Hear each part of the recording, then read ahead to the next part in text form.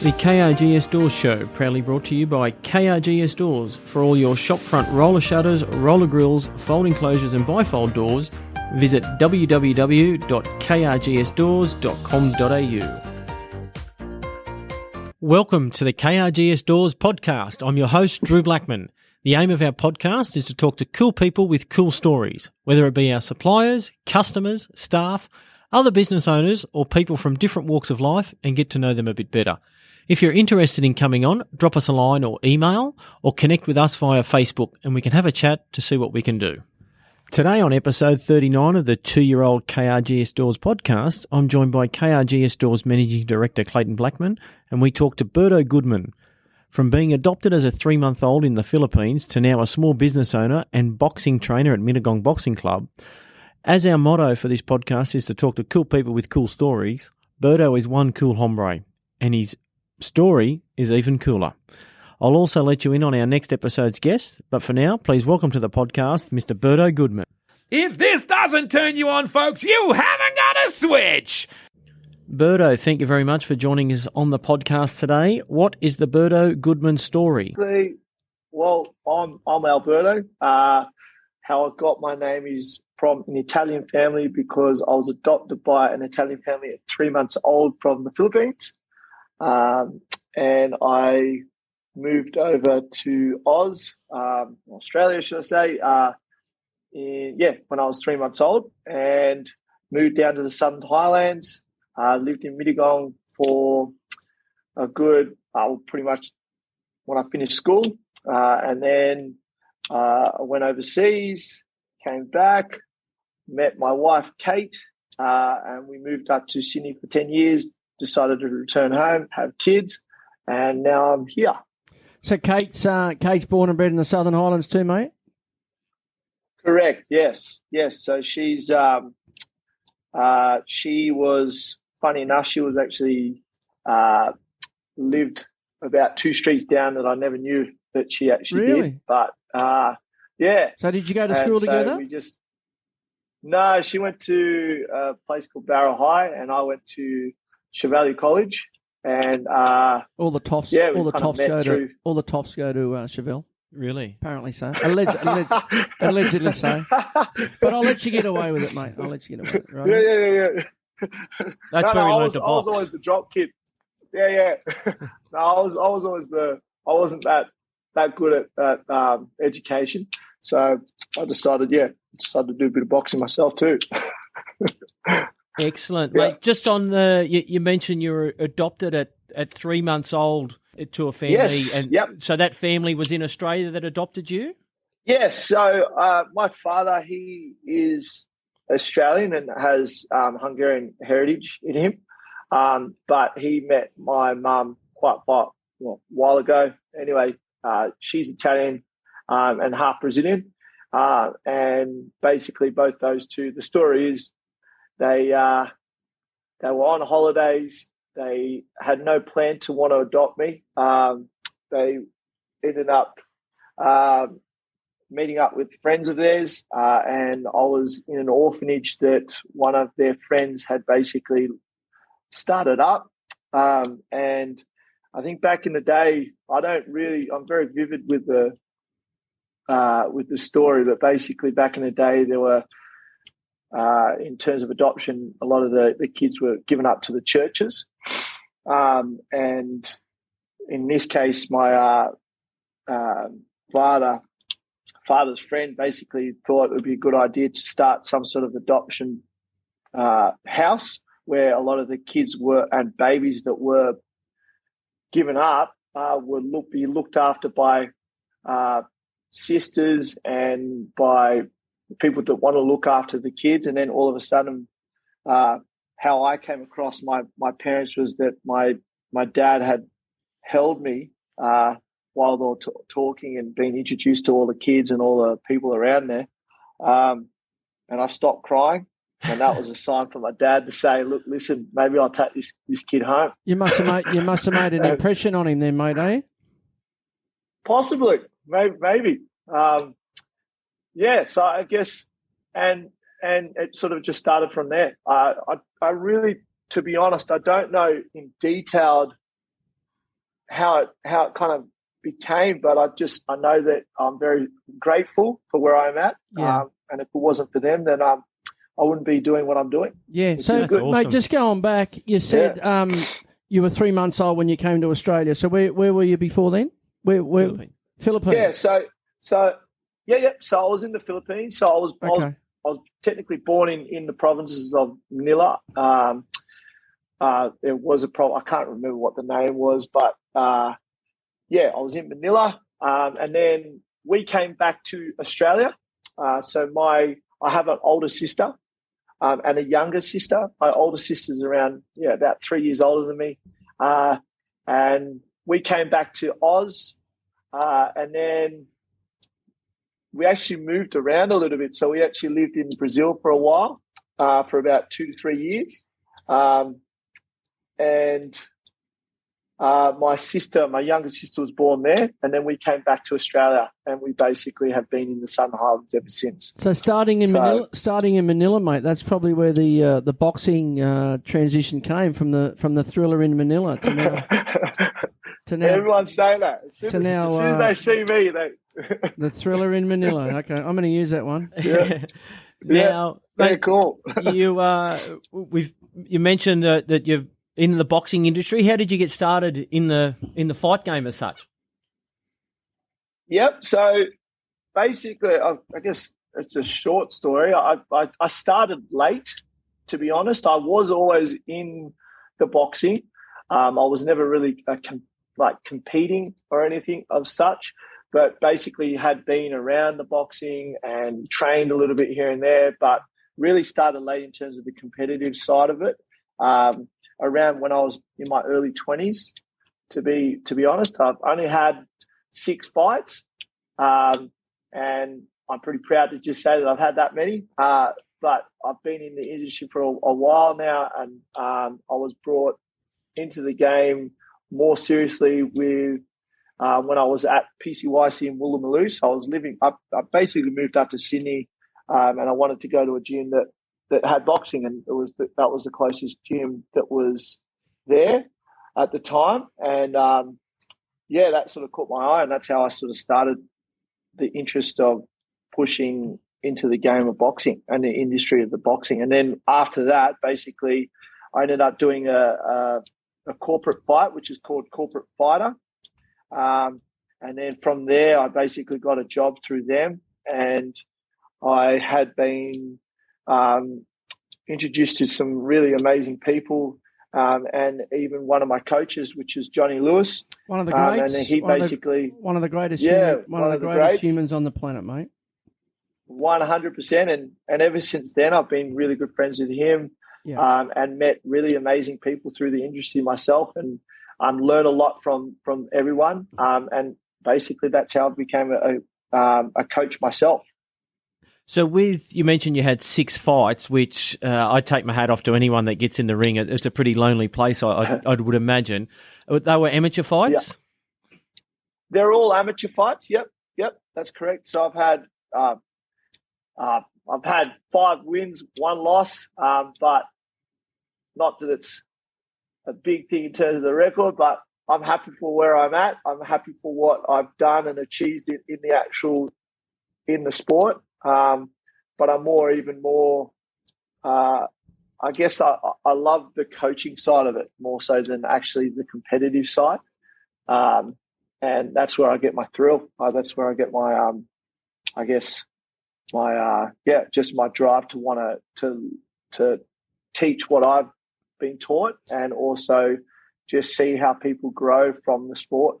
I must disclose something here that Berto is my boxing coach. Yes. Both myself and my wife attend Berto's gym in Mittagong near our home. So I have got an interest here. Obviously, Berto has been training me. Mate, just a question. You spoke about the PCYC. You started there at Woolloomooloo, and I've actually trained there myself. Who was your trainer there when you were at Woolloomooloo? So I actually had no trainers as such. I had a guy, his name was John.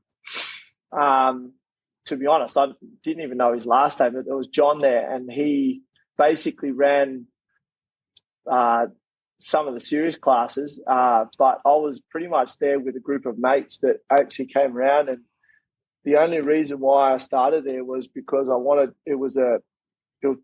First of all, I was at one of the most serious places that had boxing, and second of all, I had a ring, so I wanted to go in there and use that space. But then this John, I must say to everyone, if you do get a chance, you've been there too. You've been there with me. I've been there. If you do get a chance and you're in the city, stop in and call in at the Woolloomooloo PCYC, because it is old school. You wind your clock back when you go in. Upstairs is the ring and the gym, and it's just got a lot of old pictures of a lot of old boxers on the walls. And if you're into that gym and training stuff, it's fantastic. And if you love the smell of sweat, you love the smell of sweat. That's the place to be. Absolutely, so it's old school. Hey, Berto, when you fought, mate, what weight division were you?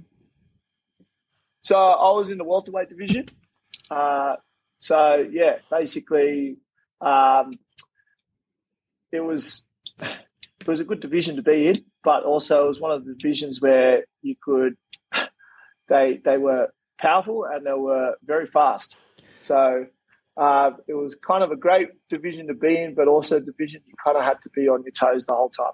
Well, that'd be right up your alley, mate, because from what I see you in the gym, you are brilliant on your feet. You are you're not the heaviest guy compared to me, but mate, you are very, very good, very, very light on your feet.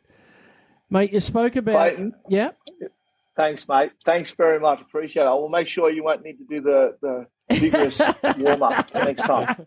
Welterweight, for those listening, welterweight's between 63 and 67 kilos. So yeah, mate, he's good on his feet. He's light on his feet. Mate, you spoke about a good friend of yours and a good friend of mine. I'm very close with the great Johnny Lewis. He is correct. He's had some of the greatest fighters in his camp along the way.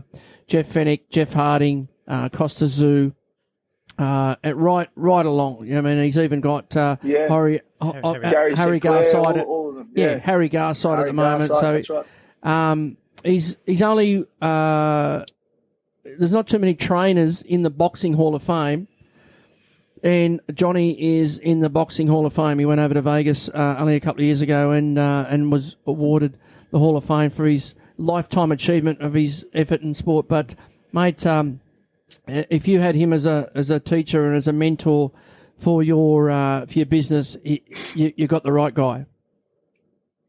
Yeah, that's right. Thanks, Clayton. Yeah, he's just he's one of those people. He's just a one of a kind that even to this day,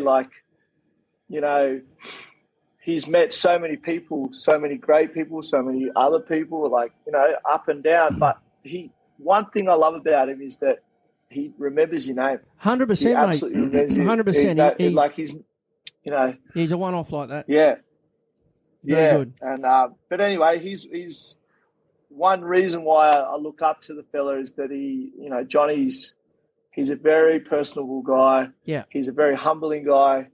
He there's no ego to it. No. He sees the best in you, and that's why he's such an amazing coach. He's good to be around. Might be, you don't see a lot of very, very good technical coaches out in this day and age. You see a lot of people like that, but he's just a one of a kind that no wonder he's a Hall of Famer.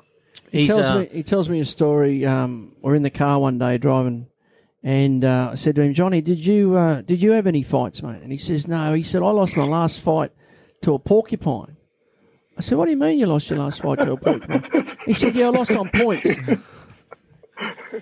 He's just got that dry sense of humour, Johnny Lewis. He is one of the greats. He does. He does. Not only in the Boxing Hall of Fame, he's in the People Hall of Fame as well. He's an absolute legend. That's right. Yeah, that's right, Drew. 100%. Tell us about your business, mate, Mittagong Boxing Club.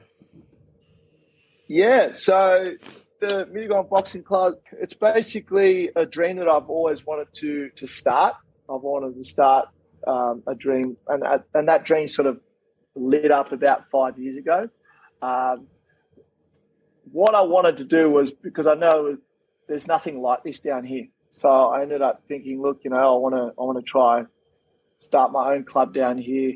I felt that it was a thing that was kind of needed down here, in my opinion, just from word of mouth. And one reason why too is because I worked and volunteered at the PCYC, the local PCYC in Mittagong.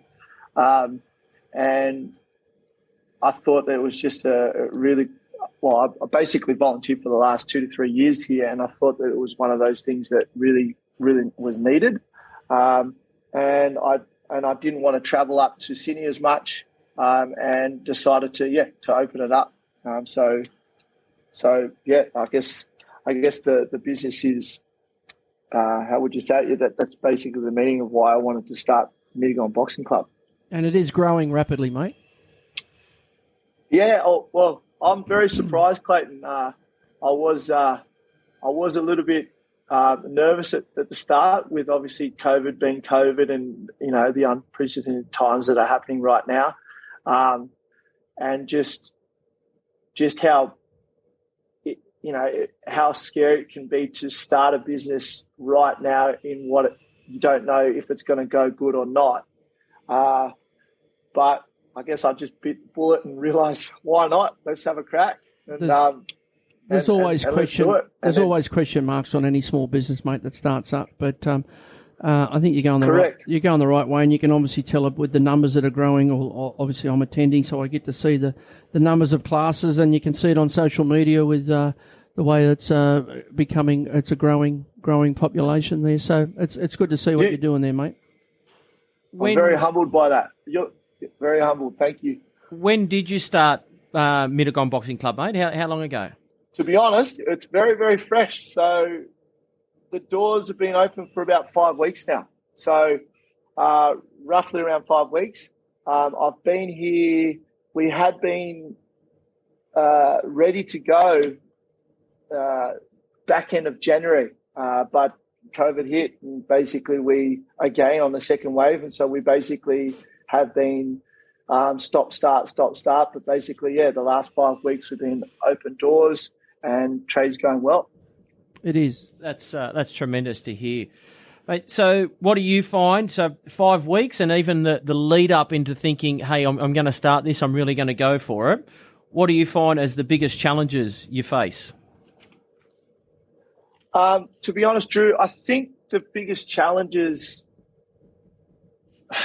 as I said before, was at the start was basically, the unknown of what's happening now had been really, really on my mind, to be honest. But other than, I guess, that challenge, there's been challenges like the expectations of it to keep it going. Like once I've got a good kind of momentum with the business, how do I keep it going, especially being a boxing club, which is a totally different type of industry? How do you keep it moving and keep it turning over?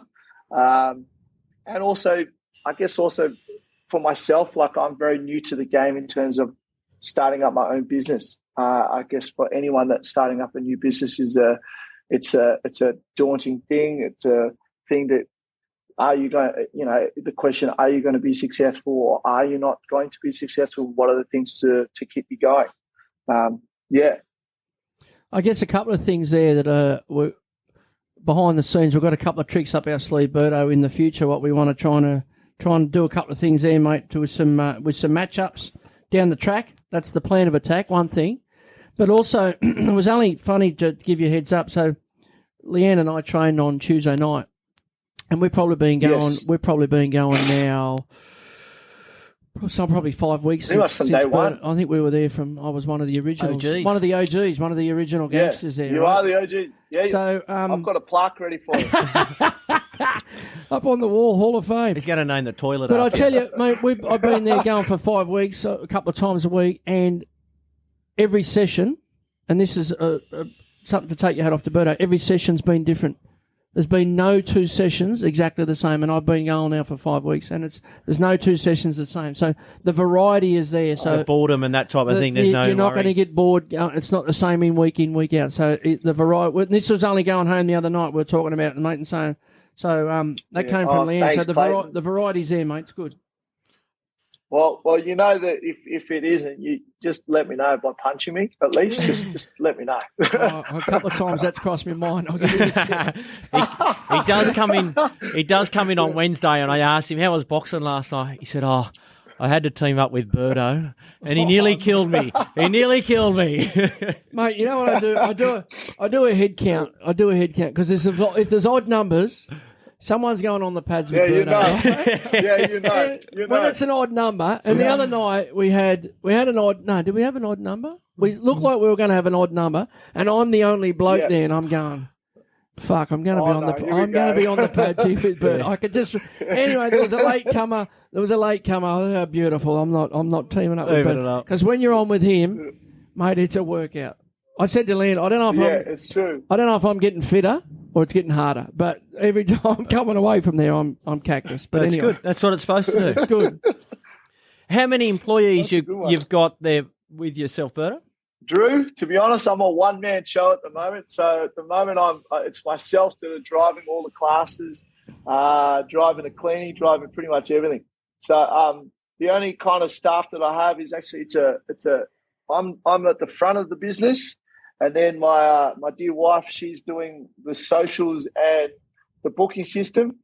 And then my father is doing an amazing job as the bookkeeping and a lot of the handiwork around the gym. So it's a very family-orientated gym. Kate's the brains behind it, mate. With the socials. Yeah. She's the brains. She does all the... But that'll lead you on to your next question. I've had a look at the socials and she does need a wrap because she does a tremendous job on that, mate. Only 5 weeks in, it looks extremely professional on all fronts as well. And that does lead me into my next question. How do you advertise to your clients? So at the moment, we are using the popular thing, which is basically just social media at the moment. And it seems to be working well, but in my opinion, quite well. Being in a small town, I think word of mouth also gets around very quickly. And I trust that word of mouth. So far it's been really good. We're only using this as the first stage, and we are trying to think about other things like the old school letterbox drop, and also a few other little avenues to really broaden the name. But for now we're pretty happy where we're at. And I'm very open to learning more, even though Kate is so good at what she does. I'm pretty interested in what she is giving to broaden our name and to make it bigger. Yeah, for sure. And that's the first steps, mate, to get the name out there. And as they say, if you build it, they will come. So. To all our listeners, that's correct. To all our listeners, get onto the social media and you can see Mittagong Boxing Club on Instagram and Facebook. And Facebook, there, get on and like them, and you can see us see what we're doing. Yeah, no, that's tremendous. Possibly one awesome thing too, mate. I know those small towns, the sporting clubs, that when their grounds are closed, it might be an opportunity that they can come along to. The gym and still have a training 100%. Session night, even though it's the grounds are closed. Hey, we can't train. It's pouring rain. At least we can still get a hit out. That's something that 100% down the track. Yeah, I know Clayton's got a couple of contacts there at the Mittagong Lions Rugby League Club, so it might be something you could look at. It might be a goer. We do have a few of the Lions boys come along to the gym too. So tremendous. It's, and obviously word of mouth's a big thing as well anywhere in any business, that if you can get your customers out there spruiking of how good it is, if they all bring one person once a month, you'd be cheering. We'll have them lined up out the driveway, right. Mate. Yeah. Hey? That's what you want. Have a sausage sizzle ready to go. Exactly right. Us OGs won't get a start. Yes. Right. Sounds good. You're definitely living up to your name for the plaque on the wall there. Mate, away from it all, and by the sounds of things, you don't get too much time to relax, but how do you relax? To be honest, having 2 young kids as start of a new business, wherever I can find somewhere that I can rest my head, I'll do that for at least 5 or 10 minutes. I'm good with that. That does sound good. How old are the kids? Yeah. So I've got a young 1-year-old Oscar and a 3-year-old Lucia. Very nice. They would keep you on your toes, mate. No wonder you're quick with your feet. No wonder he's light on his feet, Yeah, eh? exactly right. Right, that's it. I'm out the door. I've got to go to the gym. I'll tell you what, the house is a laundromat, and the gym is just a place of peace for me. Excellent. Mate, actually, just on that, how old are you? So I'm 36, 37 this year. Okay. Yes. Excellent.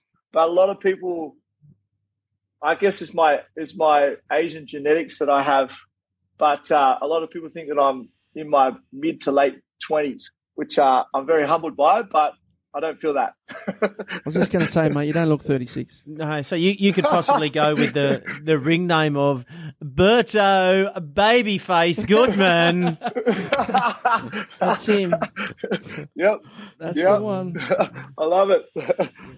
Definitely.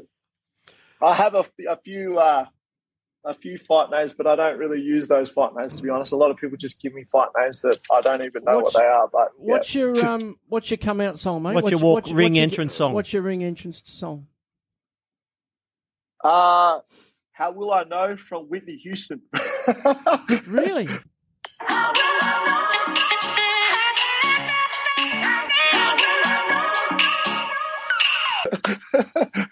Haven't heard that one before. No. Yeah, there you go. It gets the crowd going. Yes. It makes them think, wait a second, what's going on here? And then don't put that on in the gym. You just got to say the words. Don't put that on in the gym because there'll be a few eyebrows raised, mate, over that one.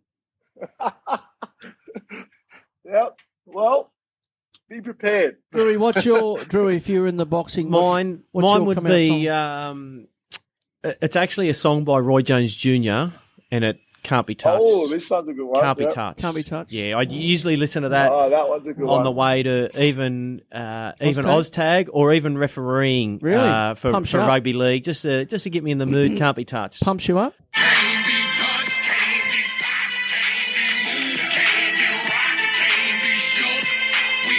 I know what yours is, but you can share it with the listeners. Mine's Phil Collins, In the Air Tonight. With the big drum with the song. Big, I like that one. With the big...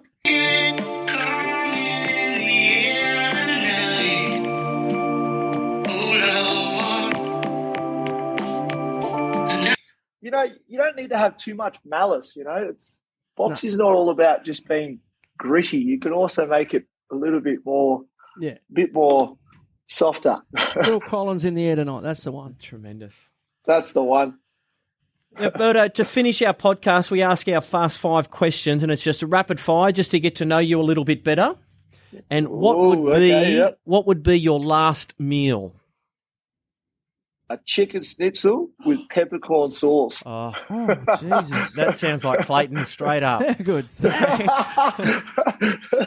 That's outstanding. That's one of my favourites. Yes. Mate, it has to be, and the crust has to be like with a bit of parmesan and cheese, a bit of parsley and a bit of lemon in there, you know? So when you go definitely that. When you get along to the Imperial Hotel or the Royal Hotel for something, is the chicken schnitzel with pepper sauce? To be honest, Clayton, I have not been to the pub for so long, it's not even funny. So I usually just make my own chicken schnitzel. Oh, right. Well, that's even better, mate. Homegrown. Yeah. What is your drink of choice? I like an IPA beer, that is. Okay. So it's are we talking alcoholic or whatever you like, mate? Whatever floats your boat. Whatever. All right. Look, I like an IPA if it was alcoholic, and if it's non-alcoholic, ginger beer. A ginger beer, That's definitely nice. a ginger beer. I love those. That's nice. Yeah, nice. Mate, if you could trade lives with anyone for a day, who would it be and why? My kids, because they don't need to worry about anything. All they got to realize is they get fed, they get put to sleep, and they get bathed. No worries at all. It's just like a well-oiled machine. It's amazing. Yeah. It's amazing as you get older and you've gone like through school and geez, my school life was tough. And then like I'm sort of early 40s now, and you look back and go, shit, I wish I was back at school. Mate, I couldn't. I'd love to be back at year 12. Yeah, it was. Wasn't that some good times? Jesus, it was pretty easy. Mate. Yeah, that's right. The school. You look at these school kids these days, and I think it's really interesting to see the difference in terms of generation, but how much more, like when I was 16, how much more different and intellectual they are.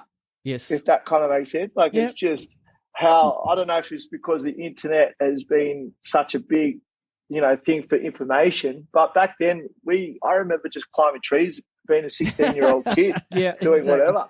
But now it's just like everyone knows. Well, they've got an opinion on everything now, Berto, haven't they? Yeah, that's right, Clayton. That's right. Because they've been schooled, well, not necessarily schooled, but you're right, with all the things from overseas and local Australia. It's all become close now because of either social media or the internet or iPhones or whatever. Correct. So they've all got an opinion on everything now. Yeah, exactly. That's right. Mate, who do you admire the most? I've got two, to be honest, Drew. I've got two. My wife is the first one because I think you've got to have mad respect for the women in terms of the parenting. I mean, I do my part, but what they get put up with is admirable. It's patience. It's everything, and obviously sleep deprivation. Yeah. That's another one, and to be loving constantly is hard. That's one of them. And then my parents, and if I couldn't thank my parents enough, it's basically if it wasn't for them, I wouldn't be here. I wouldn't be doing what I'm doing. Yeah, 100%, mate. I think as husbands and kids, it's. I know Clayton and I have probably got the same answer as you there, for sure. Yeah. Well, I've got to tread carefully too, to be honest, Drew. You got to be treading carefully with that word. Smart man, mate. Smart man. They'll be listening. You said all the right answers, but good work, right? I'll make sure I chop that up, and that's everyone hears that for sure. Thank you, mate. And finally, if heaven does exist, what would God say when you arrive at the pearly gates? What are you doing up here, mate? You should be going back down because you're running a club, mate. What are you doing up here? Too soon. Maybe you could also change it to Mittagong Fight Club or Mittagong Boxing Club, and then of a night time just a nightclub. Just roll everything away. Just a nightclub. Get the music pumping. That's right. I think it would be Mittagong Boxing Club during the day, but definitely if I can have sleep, that would be fantastic. Ask me in about 15 years. I know I'll be all good for a club. Sounds good, mate. Sounds good, mate. That wraps it up. We do extremely appreciate you coming on. You should be extremely proud of what you have achieved, not only with the boxing club, but also with. In your life, mate, as coming from where you have to what you've got now with your family and then also this new venture, I wish you all the success, mate. Mate, Drew, thank you so much. And Clayton, thanks very much for having me on your the podcast. It's been awesome. And, I really do appreciate the opportunity. And it's been fantastic. It's been fun. Mate, it's been good to chat, and I appreciate you giving us time in your busy schedule, and also obviously good luck with the small business Mittagong Boxing Club. If anyone wants to get along there in the area and wants to be a part of it, please do. It's a great environment, and it's nothing better than staying fit, and it's a good way to stay fit, and it's some good people down there, and obviously got one of the best trainers in the business. Thank you so very much, guys. Yeah, I guess one thing I want to say too is I guess with the boxing club that I've got, it's for everyone. So I don't want anyone to feel that they're not welcome. It's for everyone. The doors are always open here. All ages there. Yeah, and, that's correct. Mums and bubs there of a morning and right through. So you're doing a good job, mate. Keep it up. If you are on the lookout. Thank you very much, guys. If you are on the lookout, search Facebook and Instagram for Mittagong Boxing Club. or they're at Unit 5, Correct, 19 Lyell Street, Mittagong. So get there. Tell him you know Clayton and you want to fight him in the ring, and Berto will organise it. And, yeah, for sure. Awesome. Thank you so much, guys. Thanks Really so much, appreciate it. mate. Appreciate it. Good work. Yeah. See you, mate. Take care. That wraps up the 39th episode in our chat with Berto Goodman, small business owner and boxing trainer. Check out Mittagong Boxing Club on Facebook and Instagram, mittagong.boxing.club, or drop in and train with Berto at 19 Lyell Street, Mittagong. If you've missed any previous episodes of the KRGS Doors podcast, you can download them from our website at www.krgsdoors.com.au/podcast, or on your favourite podcast player, search KRGS Doors. Don't forget to hit the subscribe button to ensure you don't miss any future episodes. This also boosts our ranking and my ego. The other thing I suggest, if you've enjoyed the podcast, visit your favourite podcast player and leave a review or a rating. On our next episode, we speak to Ben Fordham from 2GB and Channel 9. After owning his own lawn mowing run as a kid, Ben started out as a rouseabout for radio stations and now can be heard on the high-rating Breakfast 2GB show, so keep your ears peeled for that chat. I've been your host, Drew Blackman, and you've been fantastic for tuning in today. As always, you could be anywhere in the world, but you're here with us. Thanks. Till next time. The KRGS Doors Show, proudly brought to you by KRGS Doors. For all your shopfront roller shutters, roller grills, folding closures and bifold doors, visit www.krgsdoors.com.au.